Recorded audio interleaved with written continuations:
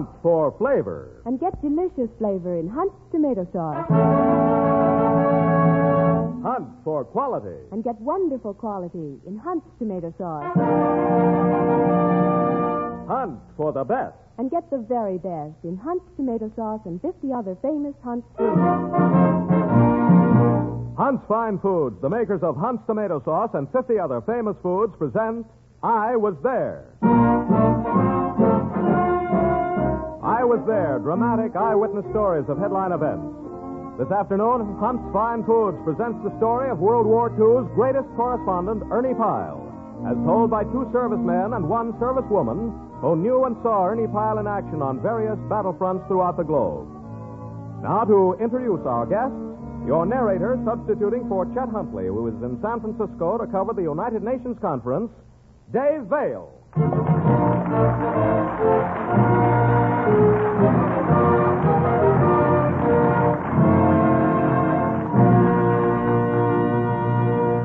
Thank you, and good afternoon, ladies and gentlemen.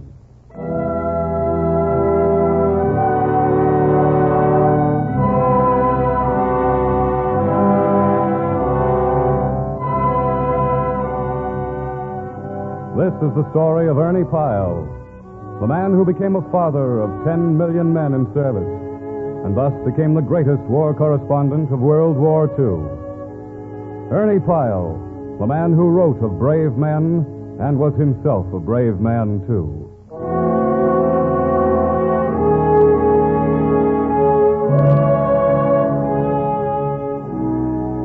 It happened in a ditch on a little island called Iwo-Jima, 4 miles off Okinawa in the Ryukyus.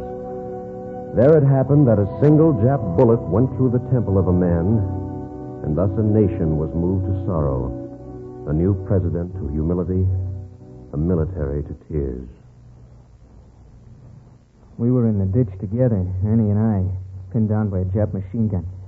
After a time, we stuck our heads up and the gun rattled again. I ducked. I looked around. Ernie lay dead beside me. It was at that moment that everything ceased, and all the sound and color and movement went out of this world. Nothing remained but a great silence, a great void. I don't remember what I did. The men tell me I picked up Ernie's hand, held it, and kept mumbling, "I'm sorry, old man. Gee, I'm sorry."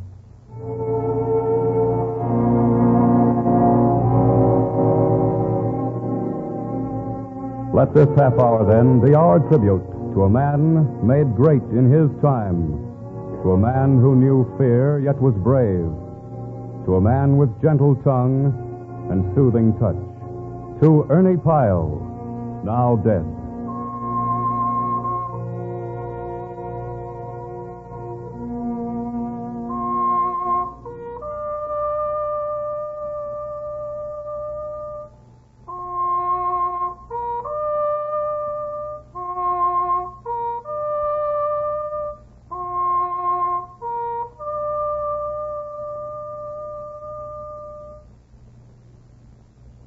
Ladies and gentlemen, there is no better way to give you an I Was There story of Ernie Pyle than through the eyes of the men and women who knew him on the fields of battle.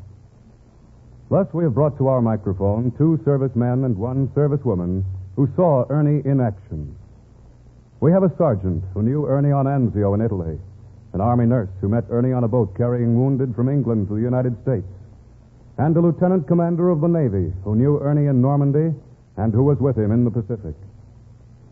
First, we present Technical Sergeant Frank T. Gilligan, now stationed at the Santa Monica Army Air Forces Redistribution Center, an ordinary GI who knew Ernie Pyle.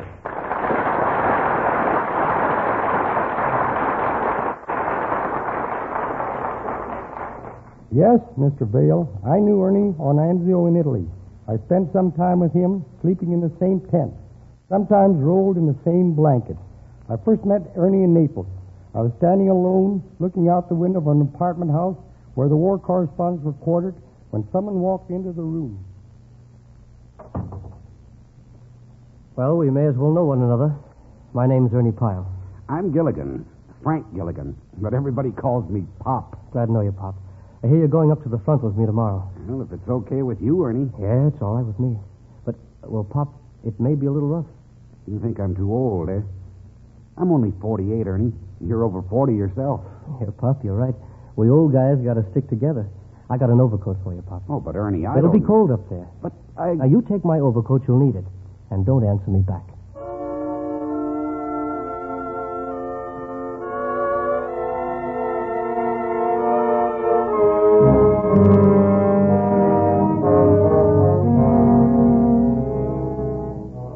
Ernie was beginning to take care of me already. That's just the kind of a guy he was. Whenever he saw someone who needed care, Ernie was right there. I had to wear his overcoat, and I had to keep assuring Ernie through the whole trip that I wasn't cold. That afternoon, Ernie bought up all the chocolates and cigarettes he could find, and we loaded up our knapsacks. The chocolate and cigarettes was for the boys. The next day, we left for the front. I got to know a lot about Ernie, spending 5 days with him in a foxhole in Anzio. Two old guys over 40 had a lot to say to each other. You okay, Pop? Sure, Ernie. Not cold. How could I be with that overcoat of yours? That's good. You know, Pop, I hate like hell to come out in this mess of slaughter. And I hated like hell to bring you with me. Oh, don't worry about me, Ernie. I'm an old guy. I've lived my life. So have I, Pop. I guess I'm on borrowed time now. But my time's running out. I feel it. Still, I wished you'd overstayed back in Naples. I couldn't, Ernie. You know, I feel that, well, if I stop a bullet, it'll keep a younger fella from getting it. Yeah, we think alike there, Pop. Old guys like us are not cracked out for stuff like this. I know I'm not. You don't know how it makes me feel sometimes. Sometimes I think that if I ever see another dead man or hear another shot, I'll go nuts. I feel as though I'd snap in two. Why don't you get out of it, Ernie? You know, all you got to say is you want to go back to the States. You can go back to your job there. Why don't you get out of it? Why don't you, Pop? You're older than I. You're 48. Why don't you? You see, the youngsters need friends. They need care. They need some old guys like us to help them out when we can. And the folks back home, mothers, girlfriends, sisters, they have to know what their men are doing, how they're living, what they're thinking. They have to know something else about their men than what they read in headlines and in accounts of big battles. I guess, well, I feel that I can give them that. You can, Ernie. Better than anyone else out here. Thanks, Pop. Well, I'll see you, Pop. Hey, where are you going? Oh, there's some men around lying in their holes that... Well, you can't go out there, Ernie. That German It's fire... all right, Pop. Remember those knapsacks full of chocolate? That stuff's liable to melt if I don't get it passed out. But, Ernie, you can't crawl through that fire. It'll be okay. See you later, Pop.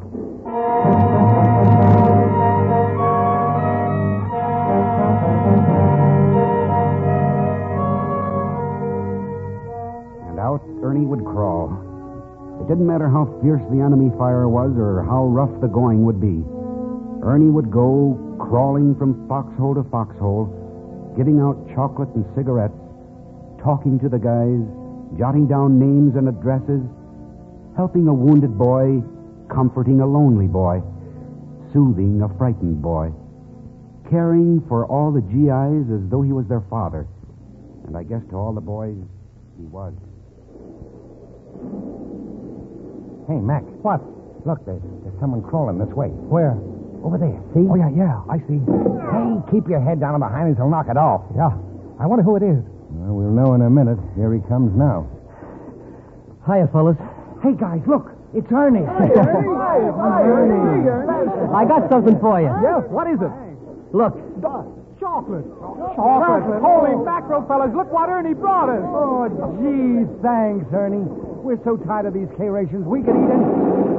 Down. This isn't the healthiest place. Uh-oh. Someone got it. Yeah, over in the next foxhole. Ernie, where you going? Come back, Ernie. Come back, that fire. You're running right into it. Easy. Easy, boy. This is Ernie, fella. Here, now let me help you. Ernie? Yeah. Ernie Pyle? Yeah, here, let me put my jacket under your head. Let me see your wound. Maybe I can help you out. No, it's no use, Ernie. I can tell. Ernie, I've never met you before, but I sort of feel like I've known you all my life. Would you do something for me? Sure. I didn't get a chance to write a letter home to my wife. Well, we haven't been married so long, and what is it, boy? Could you write a letter for me, Ernie? Sure, I could. Marge Pollock, 428 East Orange Street, Camden, New Jersey. You know what to say. Sure. Here, take this ring. All right. It was the ring she gave me when we were married. Send it back to her, will you, Ernie? Sure. Send it back to her.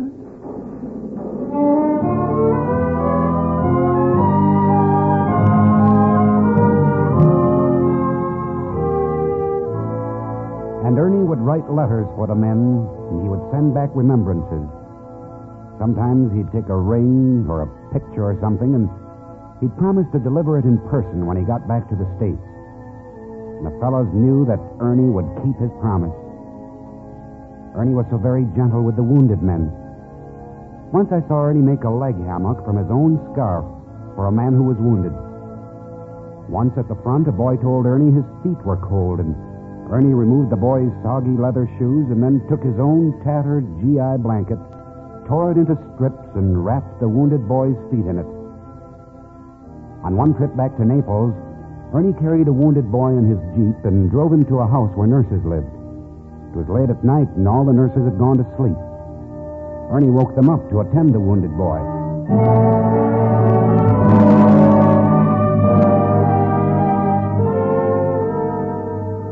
After 5 days with Ernie, I was ordered back to my outfit. So Ernie gave me his Jeep to drive to the airport. I remember our last conversation. Well, Pop, I guess this is it. Yeah, Ernie. I'll see you again in the States, Pop. In New Mexico. Sure, Ernie. I'll be going back to the States soon, Pop. My paper wants me to go to France. But I don't think I'll do it. I know that if I ever get out on the front again, I'll get it. My time is up, Pop. I know it.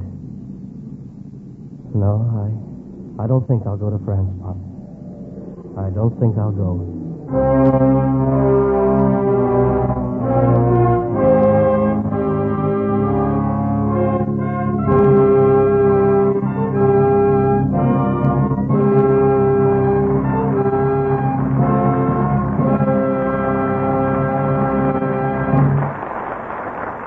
Ladies and gentlemen, we will continue with the second act of today's I Was There story of Ernie Pyle, as told by two servicemen and a servicewoman who saw Ernie in action.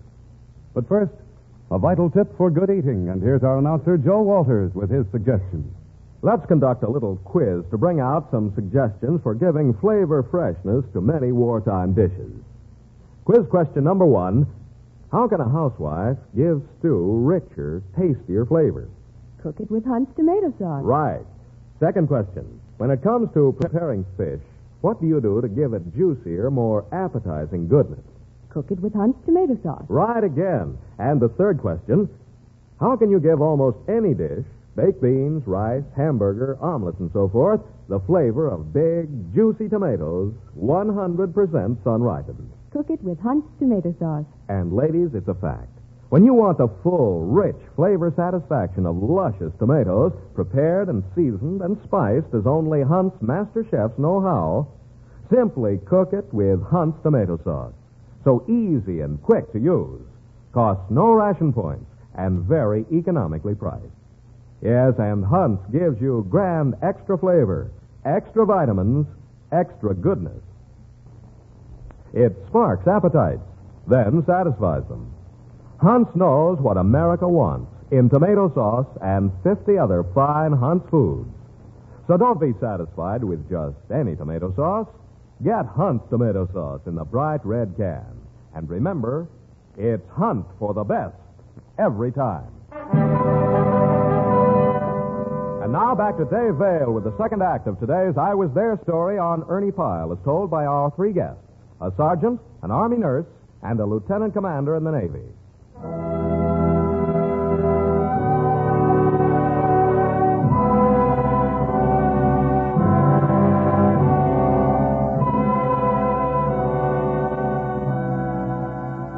So, Sergeant Gilligan, when you last saw Ernie Pyle in Italy, he told you of his premonition of death and said that he wasn't going on to France? That's right, Mr. Vale. But, of course, Ernie went on to France anyway. In all my lifetime, there have been 5 men whose passing have brought a real and lasting grief to my heart. Will Rogers, Knute Rockne, Wendy Willie, President Roosevelt, and Ernie Pyle.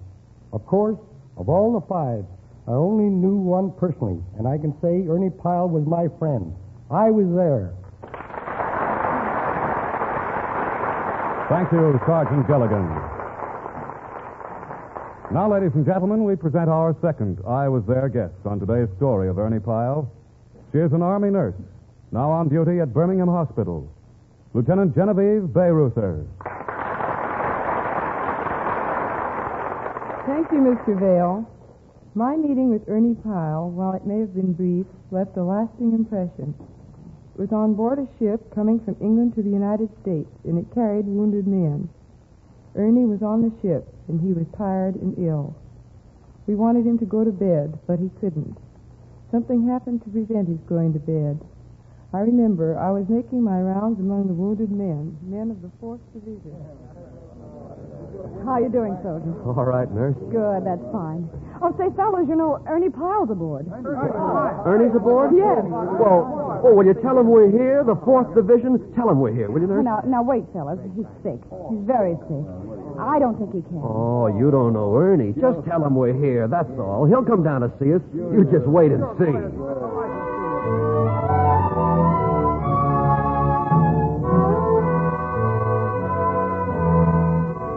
Well, I went up and told Ernie that the wounded men of the 4th Division were on board. It didn't take Ernie long to make up his mind what to do. Get to bed or see the boys. Hey, here he comes. Here comes Ernie, fellas. Oh, boy. Hiya, fellas. How are you? Oh, we were just sitting down to play some cards, Ernie. You want to join us? Sure. Deal me in. Right. Boy, I'll never forget the last time I saw you, Ernie. Fellas, listen to this. We were in the muddiest ditch you ever saw. Ernie, what's the matter? That boy over there. Oh, yeah, he's pretty badly hurt, Ernie. But he's just a youngster. Not over 18. Yeah.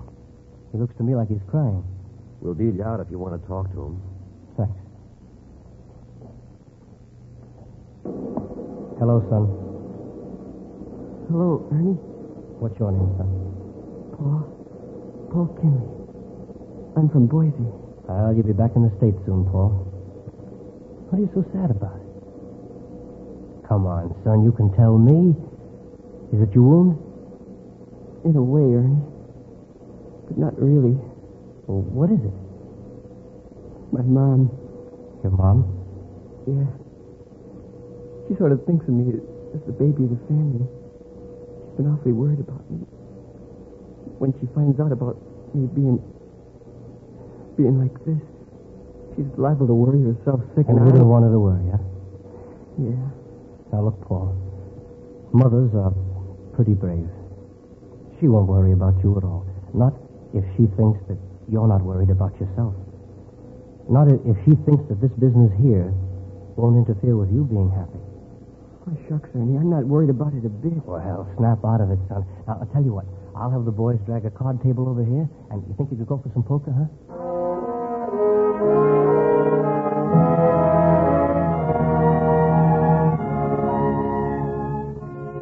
Yes, Mr. Vale. Ernie didn't rest a minute on that trip. Though he was sick with a fever, he spent all his time going around the ship talking to the men. Before the trip was over, he talked to every man aboard. That's the kind of man Ernie Pyle was. I saw it, ladies and gentlemen. I was there. Thank you, Lieutenant Genevieve Bayreuther. Now, ladies and gentlemen, we present our next I Was There guest on today's story of Ernie Pyle. He is a lieutenant commander in the United States Navy, a man who knew Ernie Pyle in Normandy, who traveled with him through the many islands of the Pacific, and who was aboard ships with him there. Ladies and gentlemen, author of Daybreak for Our Carrier and The Far Shore, Lieutenant Commander Max Miller. Thank you, Dave Vale. Thank you. Yes, I had known Ernie for many years. In fact, I've known him since we're both learning how to write, you might say. I've always watched, too, and admired the way he always stuck to the truth. I saw Ernie again on Normandy, of course, and I was with the Navy, and he was with the Army, but we kept seeing each other. I remember how he used to talk. I certainly remember how he used to talk and how he felt about the whole business of war. I hate it, Max. I hate war and everything connected with it. It's such a horrible waste. Such a terrible, useless thing. Yeah, I know how you feel, Ernie. I also fear it, Max. Sometimes I feel as though I could never go out and face fire again. Sometimes I feel that just the sound of a bullet will crack me.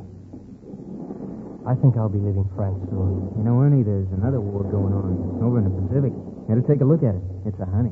Yeah. Yeah, it's an odd war, you know. Those Japs are like monkeys. I think after I leave France, I'll go over with the Navy and take a look at it.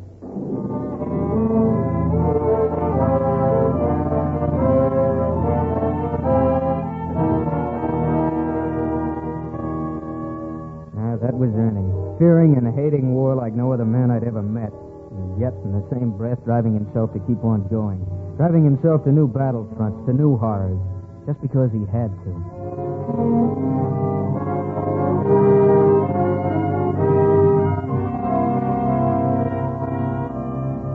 On the way over to the Pacific Islands, all of Ernie's friends, Fred Payton, the magazine correspondent who later died on Guam, myself, and everybody else who knew Ernie, urged him not to make any more landings.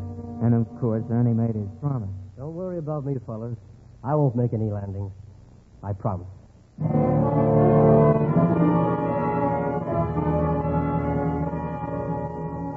And Ernie meant it when he said it. Together we traveled through the islands of the Pacific, Guam, Saipan, Tinian, and many others. Every place where Ernie went, the men would recognize him and they'd gather around to talk. To them, Ernie had been GI and was now becoming Navy. They'd use his canteen, take his chewing gum, and borrow his socks. And Ernie would take up their gripes and go to bat for them. Remember, Ernie wanted to invite the men to his house in Albuquerque, New Mexico. After the war, I want to get together with the fellas from the Army, Navy, and Marine Corps, whom I've actually learned to love. There'll be no rank, no distinction. Only a bunch of guys I just want to see again.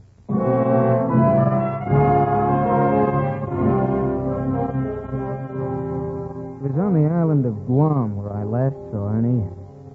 I was preparing to fly to Iwo Jima, and Ernie was getting ready for something else. Max. What is it, Ernie? Max, I'm going to have to go back on a promise. What do you mean? I'm leaving tomorrow. I'm going to the makeup area for the invasion of Okinawa. Oh. I know I promised you and Fred and everybody else that I wouldn't make any landings. But, well, I've been thinking about it these last 3 days. I haven't slept a single night trying to make a decision. I tried to figure everything out logically. I tried to weigh everything. I sort of know that I'll be killed if I hit another beachhead. I'm afraid, Max, and you know I am. But even after all that thinking, I've just got to go. Sure, Ernie, I know. Now that I've definitely made up my mind, I feel all is right again. I'll probably sleep tonight. I think I'll come through after all.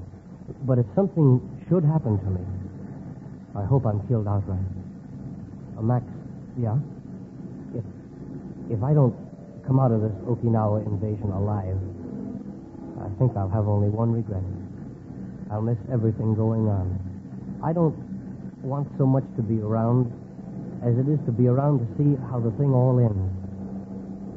Well, I better be moving along. I've got some stuff to get together. Right. Good luck, Ernie. Well, good luck yourself. And by the way, Max, when you get back to the States, yeah?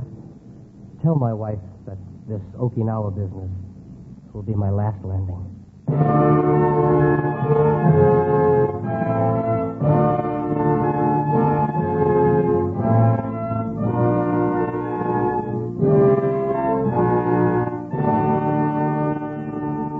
And that, Commander Miller, was the last time you saw Ernie Pyle. Yes, Mr. Vale. It was the last time. Ernie went to Okinawa to be with the Marines. He hadn't been with them before. Just the other day, of course, I received a letter from Ernie I believe one of the last letters he ever wrote. I could read you one line. Ernie wrote, quote, I've got a spooking feeling, Max.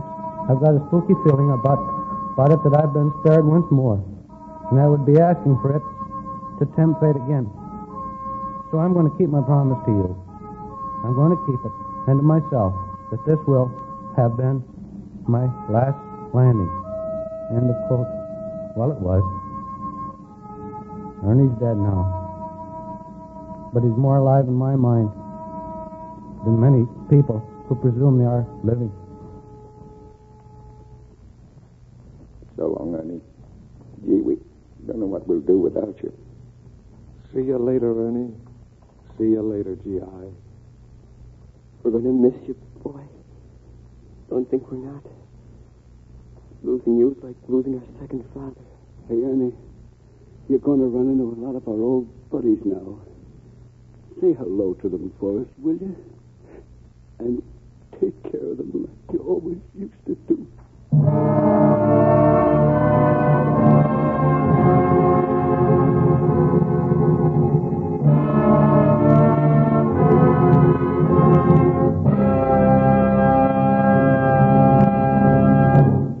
Thank you, Lieutenant Commander Max Miller, for your I Was There story on Ernie Pyle. We wish also to thank Army Nurse Lieutenant Bay Ruther and Sergeant Frank Gilligan. Now, to add greater pleasure to your eating, here's your announcer, Joe Walters, with a suggestion. No woman objects to being talked about this way. Now, isn't Janet amazing? I mean, the way she can cook. We had dinner at her house the other night, and she served macaroni. No points, you know. But the way she cooked it with a special tomato sauce. Well, honestly, as I told Bob later on, it was the most delicious macaroni I've ever tasted. And Janet deserved... And ladies, we'll be glad to let you in on Janet's secret of being praised for her cooking. She depends on ration-free Hunt's tomato sauce for cooking dishes that call for tomatoes in any form. Spicy, appetizing Hunt's tomato sauce is deliciously different because it's made by the exclusive Hunt's recipe and made from the biggest, reddest, juiciest tomatoes that ever graced a garden. 100% sun-ripened.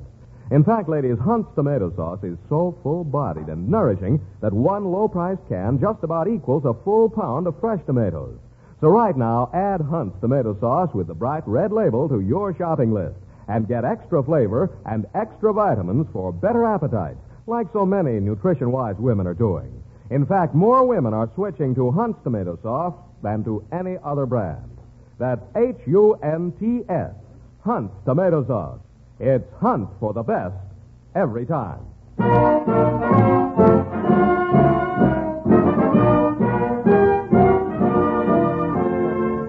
I Was There, presented each Sunday at this time by Hunt's Fine Foods, is directed by Robert Hafter with music by Lud Gluskin. Story dramatized by Larry Roman. Your narrator was Dave Vale. This is Joe Walters speaking. Hunt for flavor. Find it easily in Hunt's tomato sauce. Hunt for quality. Get it always in Hunt's tomato sauce. Hunt for the best. And be sure of the best by asking for Hunt's tomato sauce and 50 other famous Hunt's foods. This is CBS, the Columbia Broadcasting System.